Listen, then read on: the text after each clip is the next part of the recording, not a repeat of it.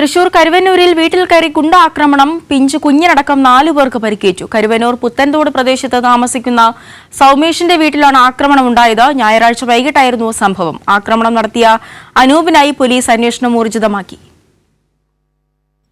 കരുവന്നൂർ പുത്തൻതോട് ഷാപ്പിന് സമീപം വാടകയ്ക്ക് താമസിക്കുന്ന കുട്ടാട്ടിൽ സൗമേഷിന്റെ വീട്ടിലാണ് ഞായറാഴ്ച വൈകിട്ട് ആക്രമണമുണ്ടായത്. സമീപവാസിയും നിരവധി ക്രിമിനൽ കേസുകളിൽ പ്രതിയുമായ അക്കുടു എന്ന് വിളിക്കുന്ന അനൂപാണ് ലഹരിയിൽ വടിവാളുമായി വീട്ടിലെത്തി ഭീകരാന്തരീക്ഷം സൃഷ്ടിച്ചത്. സൗമേഷിനെയും ഭാര്യ അഞ്ജനയെയും 6 വയസ്സുകാരിയായ മകൾ പ്രാർത്ഥനയെയും പ്രതി ആക്രമിച്ചു. അമ്മ ഓമനയ്ക്ക് നേരെയും ആക്രമണമുണ്ടായി. വീട്ടിലെ പലവ്യഞ്ജനങ്ങൾ ഉൾപ്പെടെ വലിച്ചെറിയുകയും ചെയ്തു. പരിക്കേറ്റ വീട്ടുകാർ ഇരിങ്ങാലക്കുട ജനറൽ ആശുപത്രിയിൽ ചികിത്സ തേടി. പ്രതിക്കായി ഇരിങ്ങാലക്കുട പോലീസ് അന്വേഷണം ആരംഭിച്ചിട്ടുണ്ട്. മുൻപും നിരവധി തവണ ഇയാളിൽ നിന്നും ഇത്തരം അനുഭവങ്ങൾ ഉണ്ടായിട്ടുണ്ടെന്ന് വീട്ടുകാർ പറയുന്നു.